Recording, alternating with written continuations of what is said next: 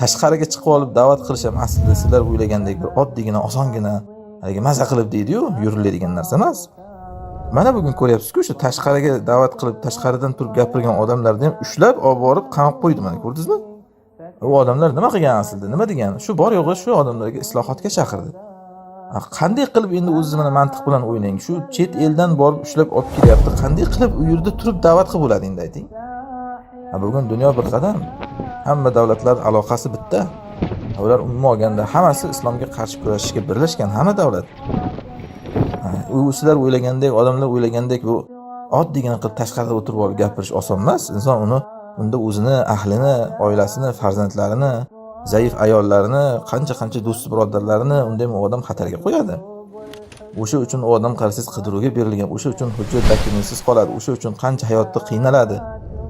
Odamlardan yashirinadi, qochadi, berkinadi va hokazo qancha muammolarga duch keladi. Odamlar o'ylagandek maza qilib chetda o'tirib oldi deydi-da, yo'q, uni o'ziga yarasha badali bor. Ichkarida o'tirib islohotga chaqirishni qanaqangi badali bo'lsa, xuddi shunday tashqarida turib islohotga chaqirishning ham badali bor. Ichkarida o'tirib islohotga chaqirishni qanaqangi badali bo'lsa, xuddi shunday tashqarida turib islohotga chaqirishning badali bor.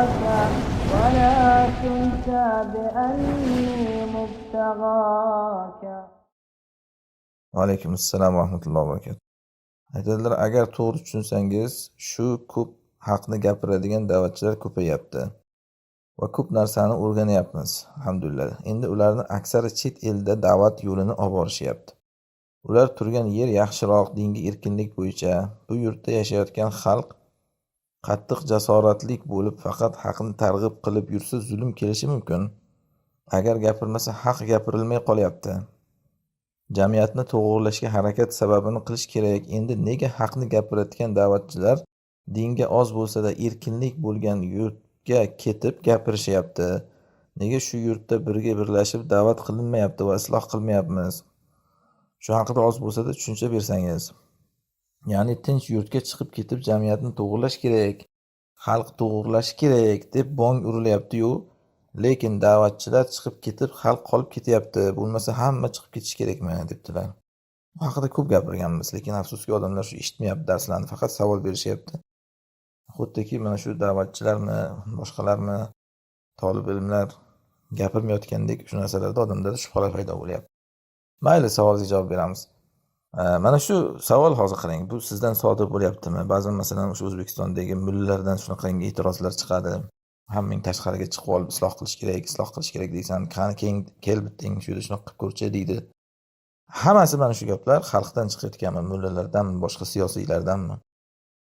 Bir narsani tushunmayaptiki ular, odamlar tashqarida turib islohlik haqida gapirayotgan odamlar sizga chiqib haqda aytingda qamalib keting degani yo'q hech kim.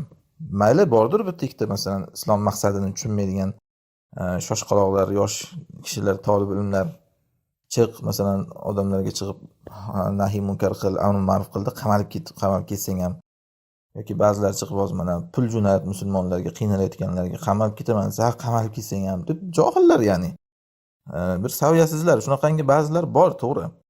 Lekin bunday bir aslida islomning maqsadlarini tushungan va o'zi odamlarning holatini bilgan, haqqa chaqirayotgan odamlar hech qachon chiqib hozir sizga bir narsa qiling, ana shu yo davlatni o'zgartiring yo xalqni o'zgartiring demaydi.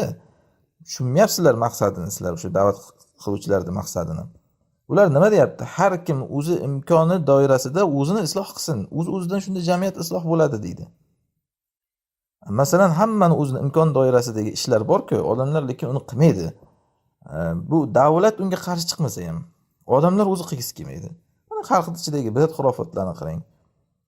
Mana bir e'tiqodlardagi bidat xurofotlarni qarang. Pirlardan madad so'raydi, bor qabrlardan yordam so'raydi. Bu ham aslida katta bir sababi jamiyatda isloh bo'lmasligini. E'tiqodiy mana shunaqangi ishkallar bor. Yoki oiladagi bir nimalarni qarang, masalan, to'ylarni qarang, qanaqangi bir ahmoqliklar bor, isrofgarchiliklar yoki mana qaynona kelinlar munosabatidagi ishkallarni qarang. Er-xotinlar hayotidagi muammolarni qarang. Bu narsalarni isloh qilish desak, kim sizni mushugingizni pisht deydi, ya'ni? Kim? Davlat shu narsaga qarshi chiqadimi ki, masalan, siz nima bunday qildingiz, olib borib qamaydimi? Yo'q. Innalloha la yughayyiru ma biqawmin hatta yughayyiru ma bihim bi anfusihim. Odamlar o'zlaridagi bir muammolarni o'zgartirmaguncha Alloh ulardagi holatni o'zgartirmaydi degan. Odamlar, ya'ni da'vatchilar chiqib odamlarga o'zimizni isloh qilishimiz kerak, jamiyatni isloh qilishimiz kerak deganda, birinchi bo'lib mana shu hamma o'zi imkon doirasidagi narsalar, muammolardan hayotini isloh qilish kerak deb gapiradi. Masalan, zulmni gapirishadi. Sizga chiqib podshohni yiqiting demaydi ular. Hammani o'zining hayotida zulmi bor qarasangiz. Odamlar hozir mana qo'yib bersangiz, uydagi mushugigacha zulm qiladi. Ona derazasiga qo'yib o'tirgan kaptaragacha zulm qiladi. Odam o'zining imkon doirasidagi narsadan sekin-sekin islohotni boshlaydi. Fattaqulloha mastata'tum. Qodir bo'lgancha Allohga taqvoni qilinglar degan. Nabiy sollallohu alayhi vasallam hadisda aytganlar: "Iza amatukum bi shay'in fa'tu minhu mastata'tum." Men sizlarni bir ishga buyursam, qodir bo'lgancha qilinglar deganlar. Munkar desa tark qilinglar deganlar. Ana shu narsaga buyuriladi. Va jamiyatning ichida esa imkon qadar odamlar o'zining haq-huquqini talab qilishga buyuriladi. Chiqib inkor qilib, ya'ni namoyish qiling, qamalib keting, keyin amr ma'ruf qilib nahiy munkar qilib qamalib keting yoki bir da'vatni tarqatib qamalib keting demaydi. Bitta ikkita aytayapmanki, masalan, johillar bo'lishi mumkin. Ba'zi jamoatlar masalan varaqa tarqat deydi. Johillar ular tushunmaydi. Da'vat asoslarini ham yoki islomning o'z maqsadini ham ana shunaqa qilib qamalib ketsang, qamalib ket deydi yoki ba'zida chiqib ochiqchasiga sizga jihodga chaqiradi. Jihod qiling deydi. Tushunmaydi u islom maqsadlarini. Unaqa odamlarning gapiga qaramang, lekin aslida haqqa chaqirayotgan kishilar aytayotgan narsa har kim o'zi imkon doirasida isloh qilishini buyuradi. O'zini oilasida, shaxsiyatida islomni tatbiq qilib yashashini buyuradi. Hamma shunday qilsa o'z-o'zidan jamiyat o'zgaradi. Odam o'zi bilgan narsalarni atrofida o'ziga ishongan odamlarga o'rgatishni buyuradi. Hammaga chiqib qilishni emas. Masalan, o'zi islom boshida qarasangiz, Rasululloh sollallohu alayhi vasallamning da'vat uslublari ham shunaqa bo'lgan. Quraysh qattiq zulm qilgani uchun musulmonlarga Rasululloh hammaga iymonni yashirishga buyurganlar. Illa kim chiqib mardlik qilaman desa, mayli o'zing ishing deganlar. Mana Abu Zar misolida ko'rinadi bu. Iymon keltirgan vaqtlari yashir iymoningni degan, kishi chiqib mardlik qilib, iymonni e'lon qilib, shu bilan kofirlar uchun do'pposlagan o'ligidek qilib Abbos kelib qutqarib qo'ygan ma'lum qilsa, ya'ni shunga o'xshash narsalar bo'ladi demoqchiman. Endi sizning hozir men savolingizga javob chiqyapti mana shundan. Hech qachon siz o'ylagandek da'vatchilar o'zi tashqariga turib olib, o'zi maza qilib deydi-ku, o'zi maza qilib yashab, bu yerda odamlarga jo'ranama bo'lib ketinglar sizlar. Ana shu to'polon qilib jamiyat ichida davlatga qarshi chiqib demaydi hech kim. Agar gapirsa ham uni o'sha zolimga gapiradi, sizga gapirgani yo'q uni. Shunaqa qilib odamlarga zulm qilayotganlarga gapiradi. Siz u davlat ishida ishlamasangiz, o'shanaqangi zulmga sherik bo'lmasangiz, uni siz o'zingizga olmang. U o'shanaqangi odamlarga qaratilgan narsa. Bu bir tomoni masalan. Endi ikkinchi tomoni, siz o'ylagandek, mana tashqariga chiqib olib yoki mana shunaqangi ko'p kishilarda sodir bo'ladigan shubha bu ham. Tashqariga chiqib olib da'vat qilish ham aslida sizlar o'ylagandek bir oddiygina, osongina, haligi maza qilib deydi-yu, yuriladigan narsa emas.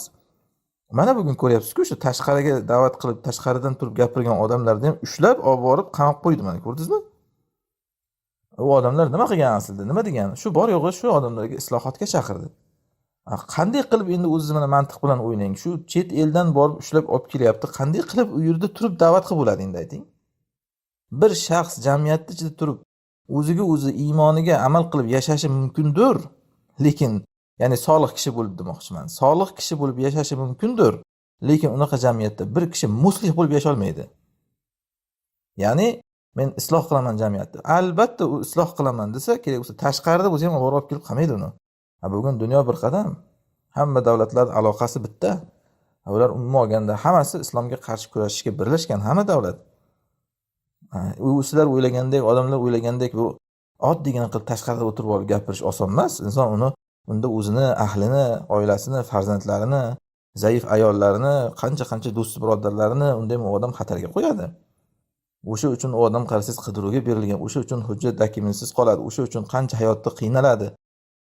Odamlardan yashirinadi, qochadi, berkinadi va hokazo qancha muammolarga duch keladi. Odamlar o'ylagandek maza qilib chetda o'tirib olib deydi-da, yo'q, uni o'ziga yarasha badali bor.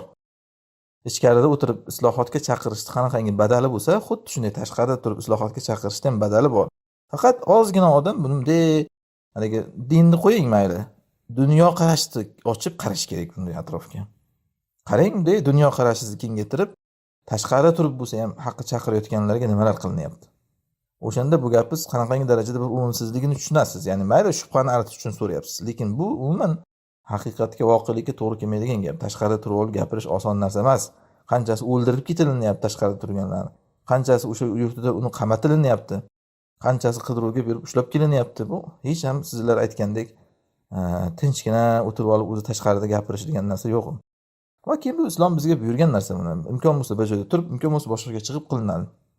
Mana Rasululloh sollallohu alayhi vasallam ham imkon boricha o'sha Makkada turib qildilar da'vatni.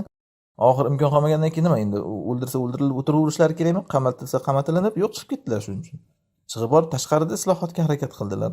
Madinada ya'ni. Qabristonga ketdi kimdir, shunaqa bo'ladi. Bu ham o'zi bir dinni buyurgan narsasi. Allohu a'lam. Xulosa shu ya'ni.